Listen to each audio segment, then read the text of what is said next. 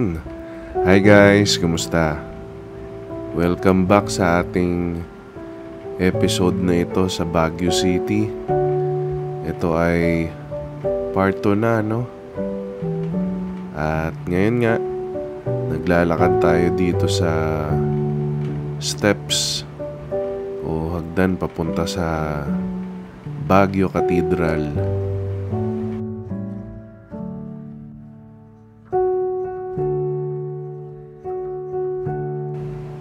Itong hagdanan na ito ay makikita nyo sa gilid lang ng Session Road.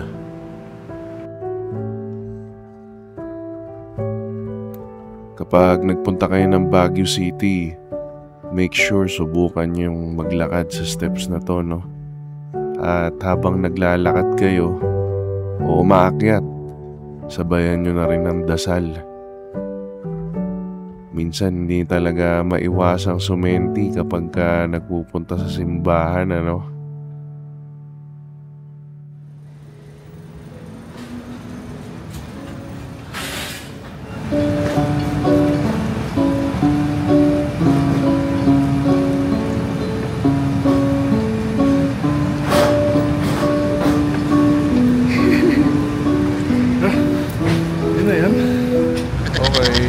Dito tayo ngayon sa steps ng Baguio Cathedral. Napakaganda ng cathedral na ito. Yun lang, medyo kapag dito ka dumaan, medyo nakakapagod. So doon mas maganda kung pupunta kayo dito, doon kayo sa harap mismo manggagaling. Dito kasi entrance na ito, parang sidewalk entrance siya.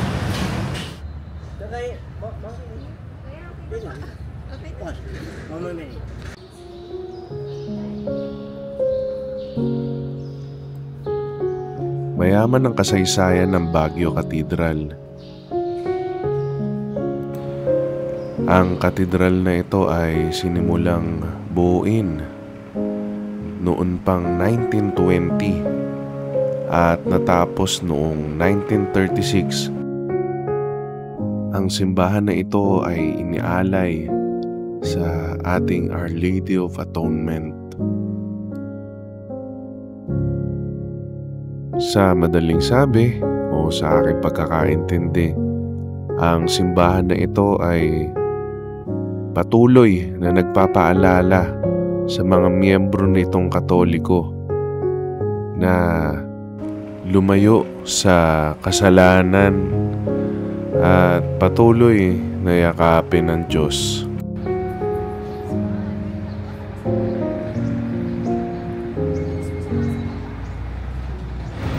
Okay, natapos na tayo sa Baguio Cathedral. Pupunta naman tayo ngayon sa Igorot Stone Kingdom.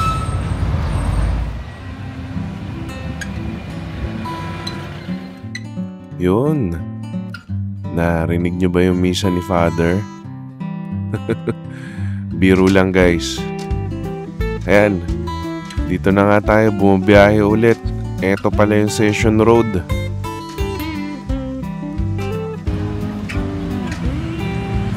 Ang kasaysayan ng Session Road ay magmumula pa sa panahon ng occupation ng mga Amerikano dito sa Pilipinas. Sa madaling sabi, kaya kung bakit tinawag na Session Road, ang pangalan ng Session Road ay dahil dito ginanap ang unang session ng pangalawang Philippine Commission sa panahon ng mga Amerikano. Tara, session tayo.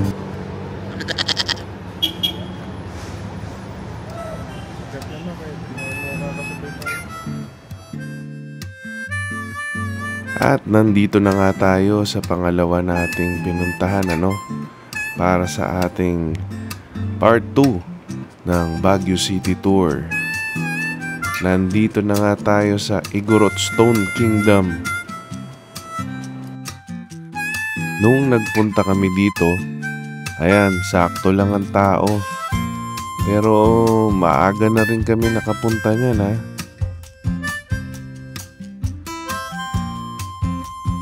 Kung matatandaan nyo nga, last 2022 ata yun, mas nakilala o nag-viral tong Stone Kingdom dahil dun sa ginawa ng isang kababayan natin na sumigaw nga siya dun sa ibabaw ng hep hep hooray. Napaka-interesante din ng historya ng Stone Kingdom na ito. Ayon sa balita, ito ay pinagawa ni Ginoong Pio Velasco nang makita niya ang isang puting karabaw. Ang Stone Kingdom na ito ay nagsisilbing pagtupad ng isang pangako ni Ginoong Pio sa kanyang ina na papalitan o tatayuan ng isang kingdom ang lupa na kinuha sa kanila ng mga land grabbers. Hi guys, so finally nandito na nga tayo sa Igorot Stone Kingdom. Ayun lang, medyo matao siya ngayon, but still malamig pa rin. Ayos pa din para sa mga gusto mag-tour. Dito sa Igorot Stone Kingdom, may entrance fee, 100 pesos per person.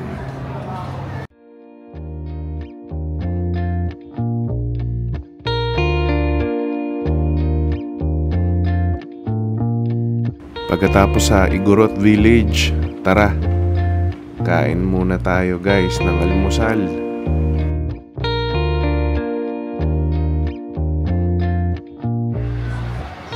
Galing sa Igorot Stone Village, naglalakad tayo ngayon papunta sa Tamawan Village. Doon na rin tayo kakain sa katabing Farmer's Daughter. Maayos ka pa?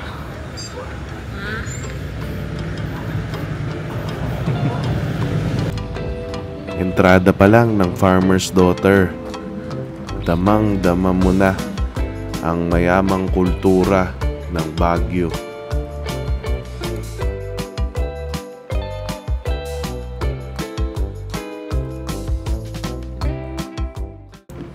Itong mga in-order namin, yung gulay na yan, ang tawag dyan pakpako salad. Napakasarap niyan. Make sure na pag pumunta kayo dyan at kumain, tikman nyo yung salad na yan. Dito, gawin ka. Tinikman din pala namin itong kanilang kinuday na manok at beef. Wala akong masabi sa pagkain nila kundi approve.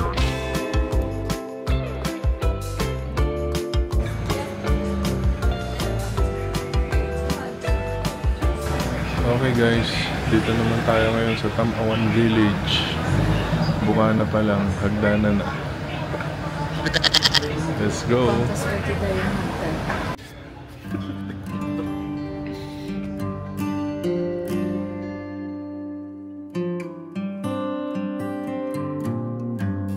Pagkatapos nga mag-almusal, eto na naman tayo. Panibagong akyatan na naman ang sinabak natin dito sa Tamawan Village. Ang Tamawan Village ay sinimulan ng Tianum Foundation Incorporated noong 1998. Ito ay nagsisilbing isang lugar kung saan ipinapakita ang sining at kultura ng mga taga-Cordilleras.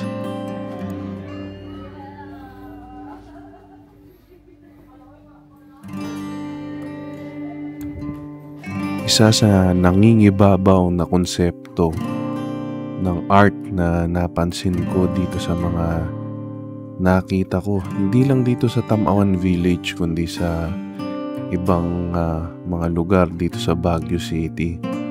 Nalalapit ang kanilang mga art tungkol sa mga anito o sa mga spirits.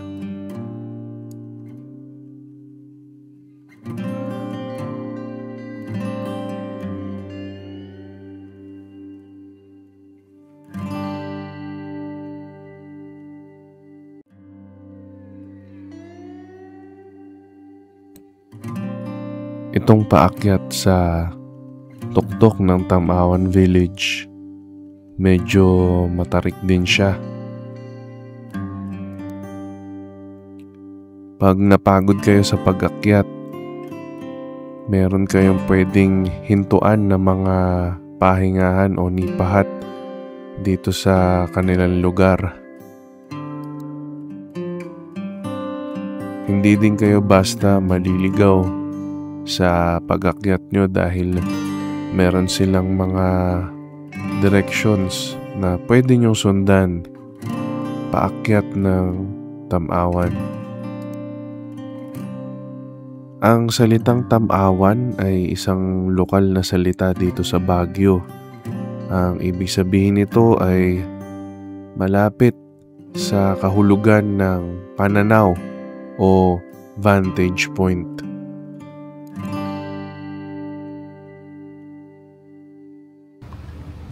Yan, ito yung ilalim.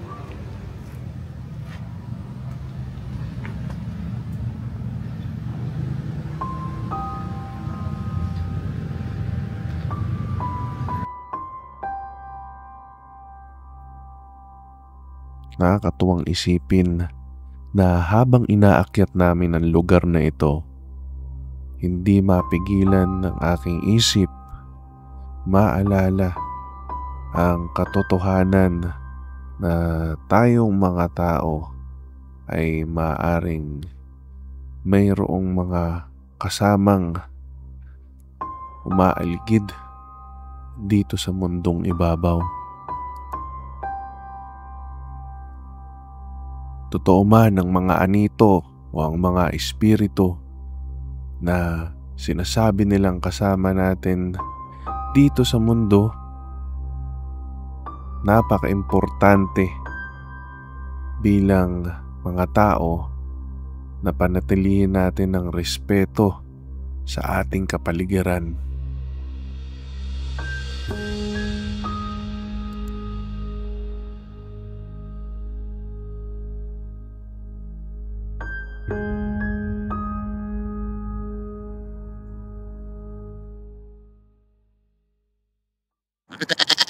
Talagang hindi niya ako nahanap. So, kung hindi niya ako mahanap, ako yung maghahanap sa kanya. Yan.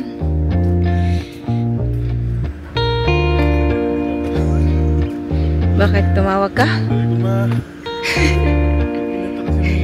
Pag may ano ma, tumigil ka muna. May kaliwa kanan eh. Ayos dito guys. It's a beautiful place. As usual, mapapagod ka. Pero worth it. Anong meron doon? Upuan. Dead end na. Dead end?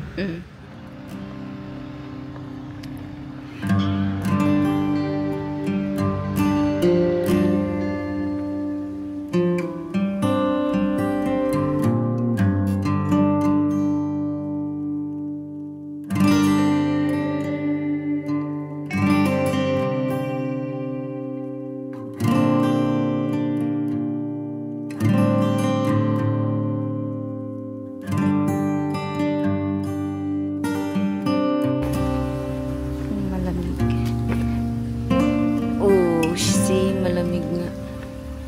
Sarap maligo dito.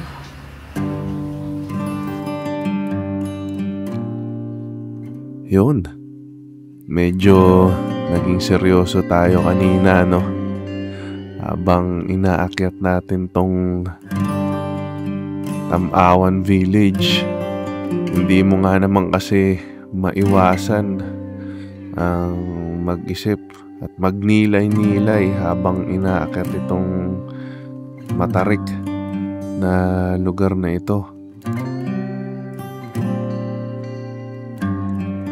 Sa totoo lang, hindi ko inaasahan na merong mini hike na magaganap sa pagpunta namin dito sa Tamawan Village. Ang expected ko, patag lang ito at parang museum kung saan makikita namin ang sining at kultura na naisibahagi ng mga tao dito sa Baguio City.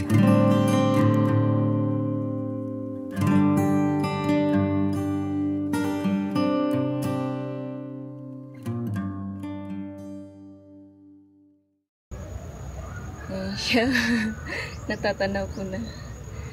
Parang naiinis na naman sa akin. Kasi iniwan ko na naman siya. Diba? Siya yung lalaki. Dapat siya yung mabilis. Diba?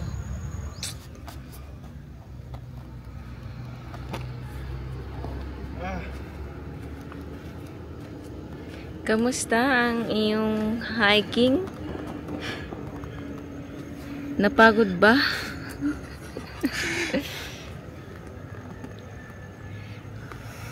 Mukhang hindi ka pawis pa. Okay guys, nandito tayo ngayon sa ibabaw ng Tamawan Village. Ayun, napakataas pala dito. Medyo pinawisan tayo pero ayos lang. Maganda dito dahil bukod sa maraming puno, dun sa mga cottages nila o stopover, pwede kayo mag-muni-muni. Pwede ba siya sa senior? Siguro kung kalakasan pa ng senior, maaakyat pa to. May mga hawakan naman. Ayos. Bago pala tayo nagpunta dito sa Tamawan Village, kumain tayo sa Farmer's Daughter. So far, maayos naman yung pagkain nila. Yung binili namin is yung kanilang bestseller na beef tsaka manok. Smoke parehas ang luto pero may sabaw. So medyo pag kinain nyo, mararamdaman nyo yung pagka-native ng pagkain. Mura lang din yung kanin pala, 13 pesos. Kumpara sa Maynila. Ayun. Ayos. Tingnan nyo tong bulaklak dito. Ganda. Tamawan Village.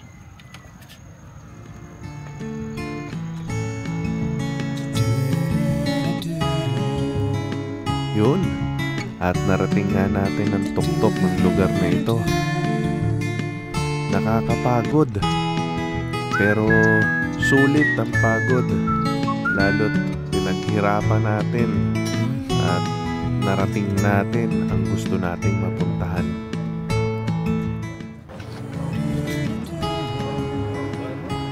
Kaya mo yan? Yan.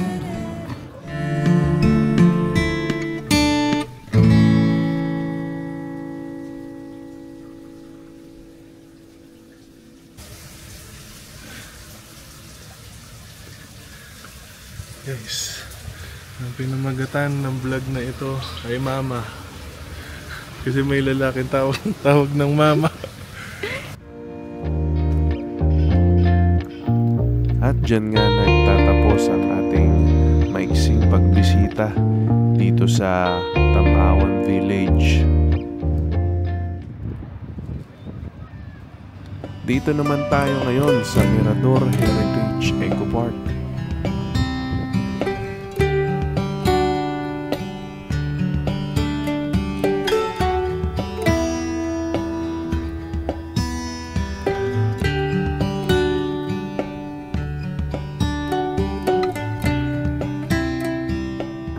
Hi guys, finally dito kami sa Mirador Heritage Park. Ewan ko kung tama ba yun ang tawag. So ito yung malaking park. Pwede kang mag-meditate, magnilay. So kung mapapansin nyo, halos lahat ng pinuntahan natin puro park dito sa Baguio.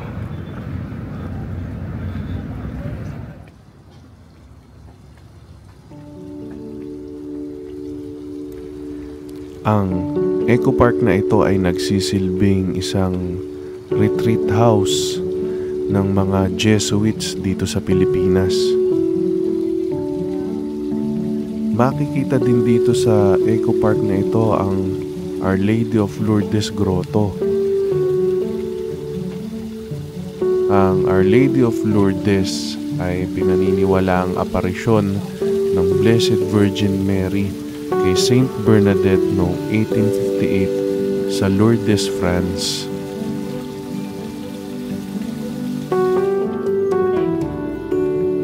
Ayon sa kwento, inatasan umano ng Blessed Virgin Mary si Saint Bernadette para maghukay sa kalapit na lupa.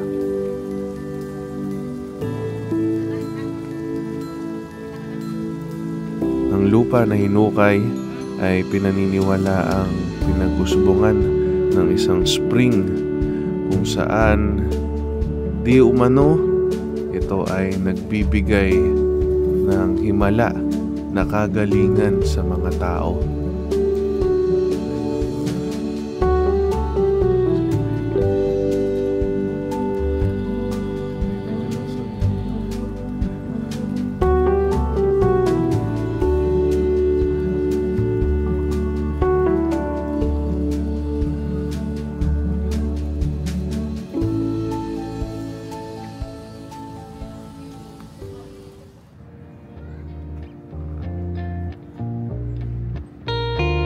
Yun, itong trip namin sa Baguio parang naging pilgrimage na rin, ano? Ang mga pinuntahan natin dito ay mga park, simbahan, kung saan nagbigay sa atin ng chance para magnilay-nilay.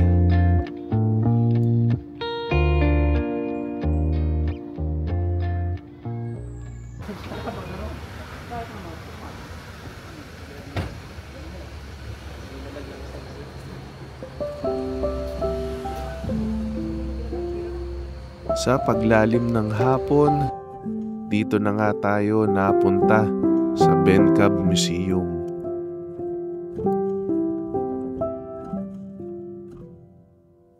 There are all kinds of love in this world, but never the same love twice.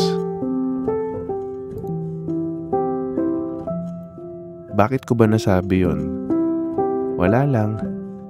Naalala ko lang yung pelikula na That Thing Called Tadhana. Yung pelikula na yun, walang ibang naidulot sa akin kung hindi pangarapin ang makapunta sa Baguio kasama ng aking minamahal. Finally, nakapunta nga kami.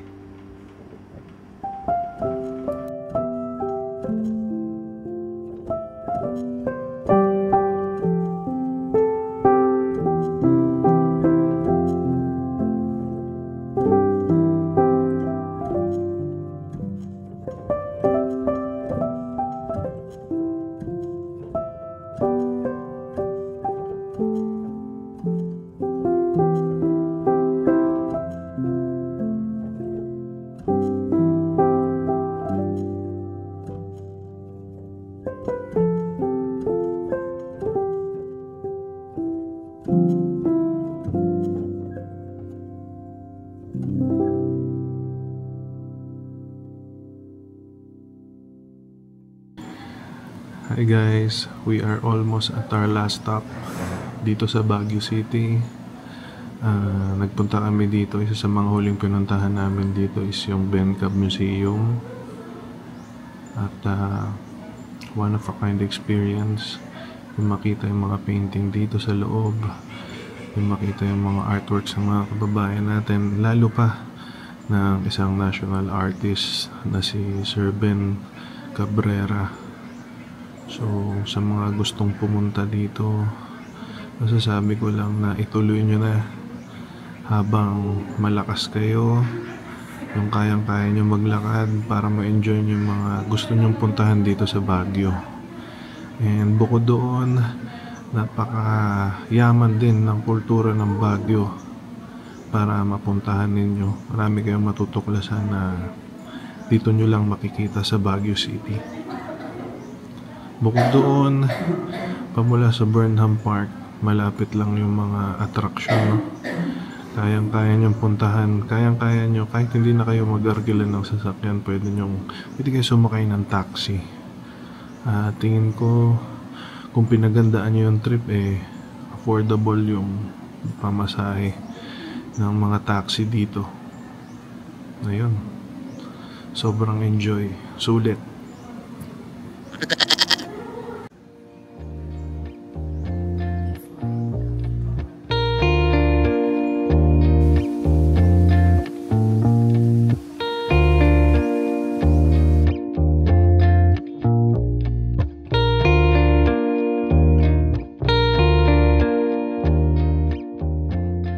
Hi guys, hulaan nyo kung nasan ako ngayon. Nasan kami ngayon?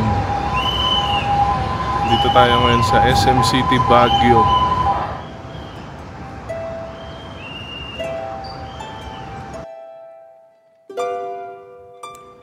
Yun, kung umabot ka sa part ng video na ito, maraming salamat sa panonood.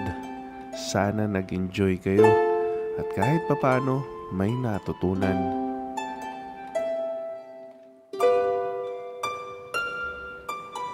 Sana napanood nyo din yung part 1 ng Baguio trip namin. At ayan, naririnig nyo ba yung background music? Obvious naman, Pasko na. Gusto ko lang kayong batiin ng isang maligayang Pasko.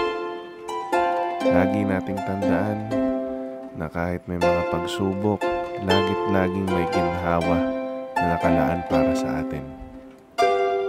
O paano? Hanggang sa susunod na episode natin, guys. Ingat!